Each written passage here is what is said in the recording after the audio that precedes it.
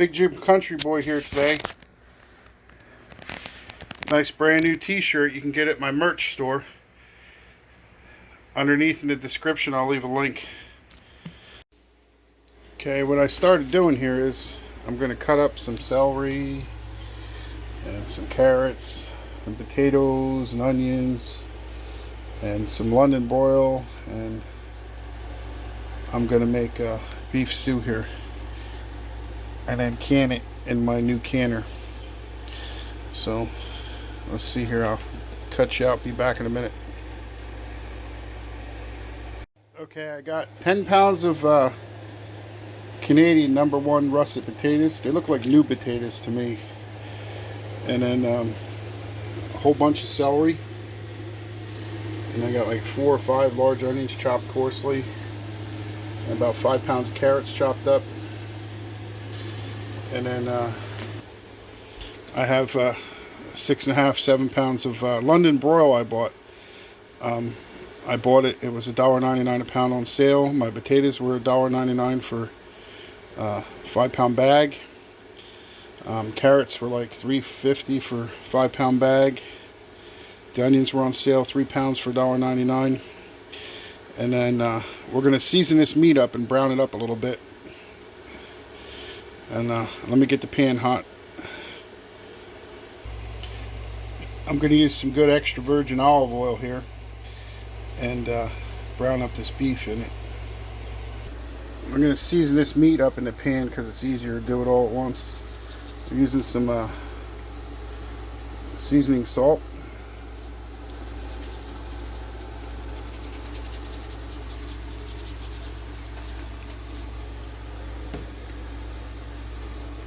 Steakhouse seasoning or mozzarella steak seasoning is very similar to that.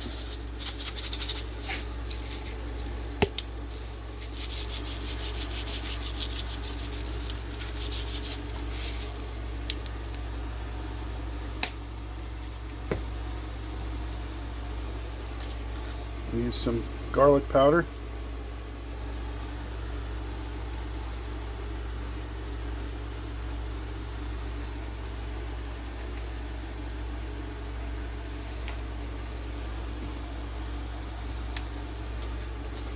Some onion powder.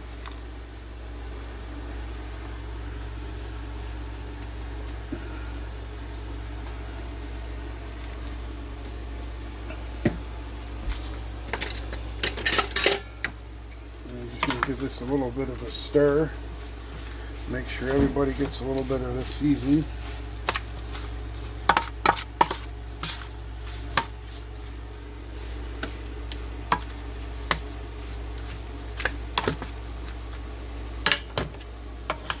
As the pan gets hot, I'm going to brown some of this up. Now, you don't want to put and fill the pan up. See, I got some, you got to do it in small batches because otherwise all the liquid, the water in the meat will come out and it'll boil. We don't want to do that. We want to sear it like a little brown crust on it if we can. And then when you're done, we're going to deglaze that pan for the broth for the beef stew that we're making. Venison, elk, buffalo. You can do this with any kind of wild game. I wouldn't really like rabbit, I wouldn't think. Rabbit is more like a white meat. At least the domestic rabbit I've eaten. Maybe wild rabbit would be good.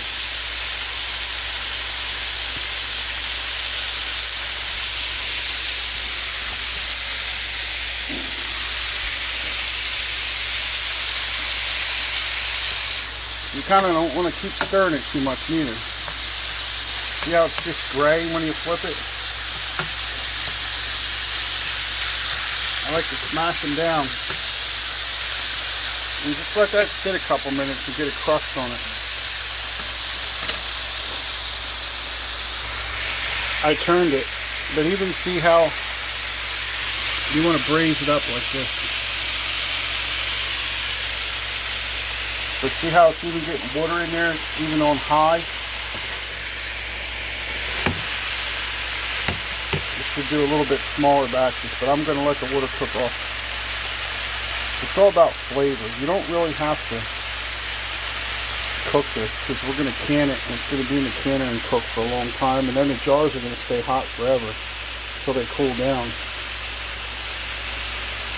which will be like it being in a slow cooker until they cool down enough.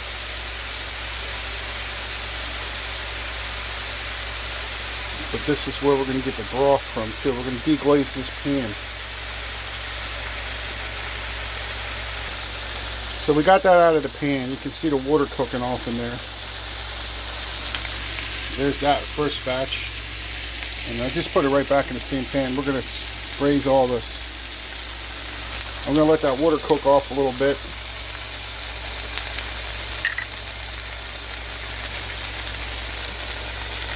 Add a little more extra virgin olive oil.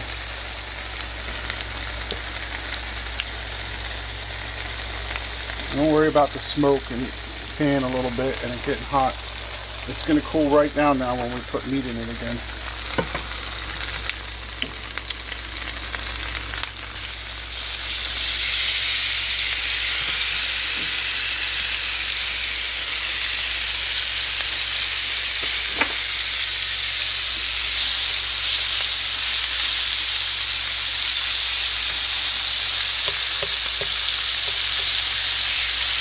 Pack it down,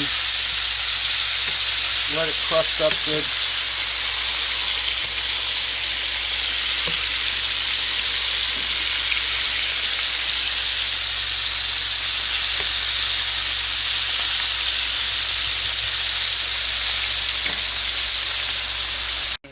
Frying up our last batch of meat, and what I got is a couple inches of water in this pot with some bay leaves. I try to use the bigger ones, the whole ones, because they got to come out. We're just going to make like a bay leaf tea to flavor the broth for the stew. You don't want to can your stew with the bay leaves in it. It'll overpower it. It'll get too strong of a flavor setting in the jars. So we're going to make a little bit of tea with the bay leaves here. We're going to simmer that for a few minutes, and then we're going to add to that pot to make our broth for the beef stew.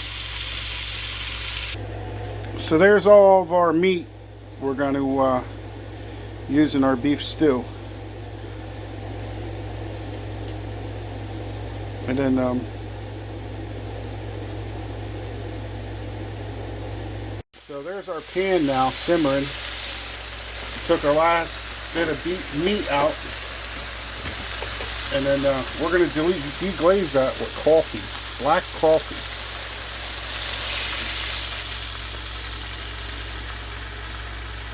Trick I've been doing for years to make a nice flavorful broth, and it doesn't taste like coffee. Yeah, know how we braise that meat to get that flavor? You can think what that tastes like when you add some salt and seasonings to it. That's exactly what black coffee tastes like if you season it with, say, garlic and onion powder, some salt and stuff like that. Maybe some celery salt or seasoning, or seasoned salt, and that's going to make a nice rich broth. This is what we're going to add into the pot here, where we're making like a tea with some bay leaves. We're going to add all this together.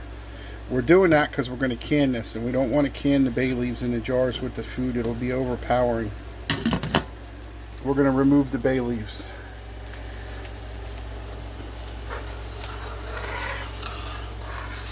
So we're going to deglaze this and dump that in the pot. We're going to make a big pot of broth for this canned beef stew we're making. Our bay leaves are boiling. We got steamed out. We're going to add some beef flavored bouillon. I'm going to put 3 tablespoons.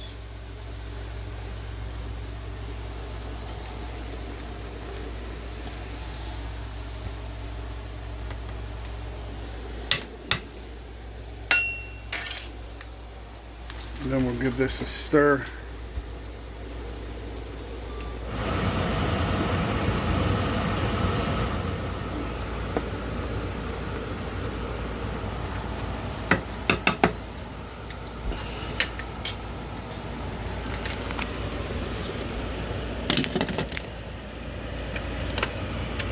boiling now. I'm going to turn it down to low, just let it simmer a little bit.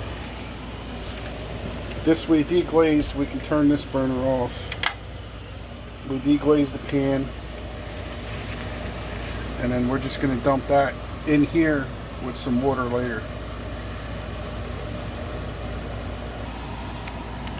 See if I can do this or not one-handed here. I don't have a camera crew today. We're going to pour our pan that we deglazed with the coffee into the pot of broth we're making. Look at that.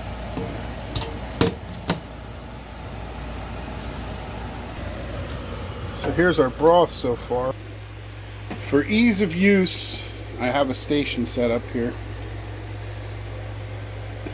This is cornstarch. I just dumped it in a bowl for ease of use, make things easier. And I'm going to make it in each jar separate. I have a funnel, canning funnel someplace, but I don't want to go looking for it right now. I think I got it packed away. So we're going to put in some carrots, some potatoes,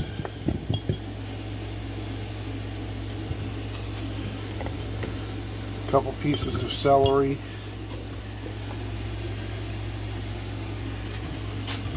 onions, maybe some more carrots,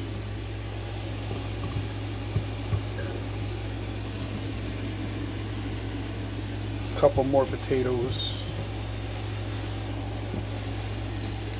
It's a matter of the ratio that you want. We're going to put some of this braised beef in here. I really got to find my funnel.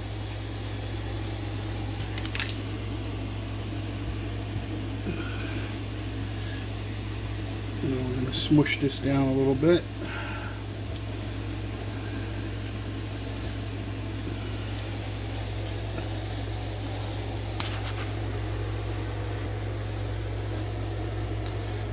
We're going to take a teaspoon of cornstarch per jar so that it makes gravy. And then we're going to take this over here closer so we don't make too much of a flood. And we're going to ladle our broth into our jars.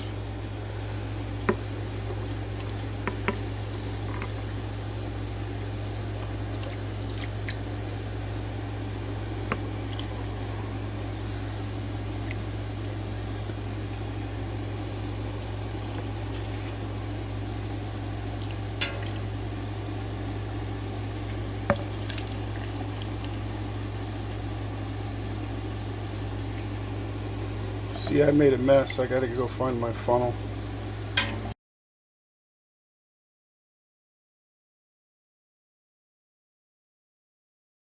What I recommend is you take a clean, dry paper towel and clean this edge off and the threads and all that after you remove your funnel or you're done slopping it in there like I did. And then we're going to take a clean towel with some apple cider vinegar on it, and we're going to wipe this again just to make sure that there's no oil residue or anything like that. And it's also an antimicrobial agent, the acidic in the vinegar. So this towel, as you see, is damp, it's wet with apple cider vinegar, and we're going to wipe this again and make sure that's nice and clean on top. Now the other thing I like to do with that towel with vinegar is clean this gasket off and then place it on here.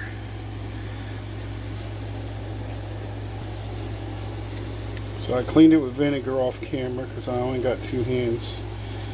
And then we're going to put this on. Now, this is all the further tighter you do. Just with your fingers. There's your jar of beef stew. And it's raw, but it's going to be in the canner for some time, as you'll see, probably about 45 minutes, and then they're going to be boiling hot in the jar when they come out of there, and it's going to take a couple hours before they cool down below cooking temperature too. So it's essentially going to be like you slow cooked it in a crock pot when it's done.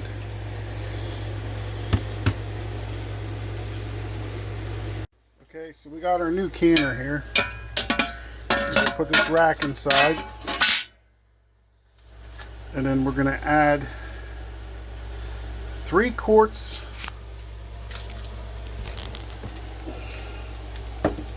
of water. Is what this size canner calls for from the manufacturer. So an easy way to measure that is we're going to measure out 3 jars full, because they're quart jars.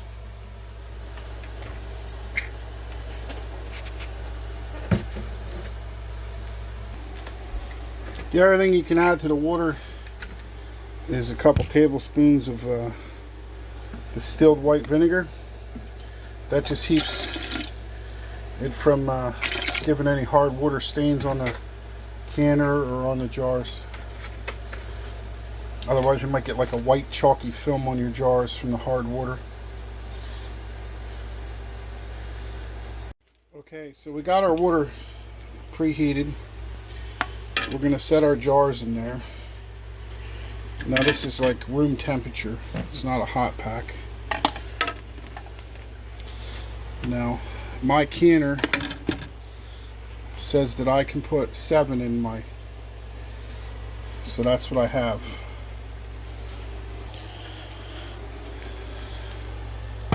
We're going to place our lid on, turn it and lock it. So I have all my stuff in my canner here, my 7 jars, and I have the heat on high, and I have a lot of adjustment later to turn it down. But we're going to leave it on high until we start to get some steam venting from here.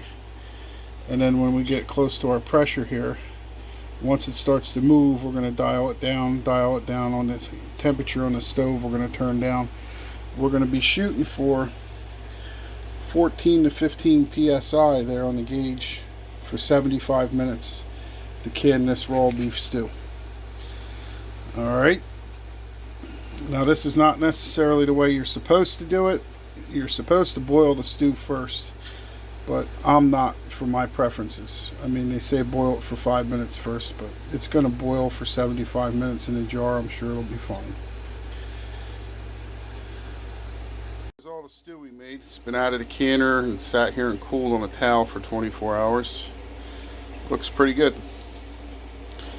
Be nice to enjoy some of this. Maybe later I might open one up for lunch and eat it.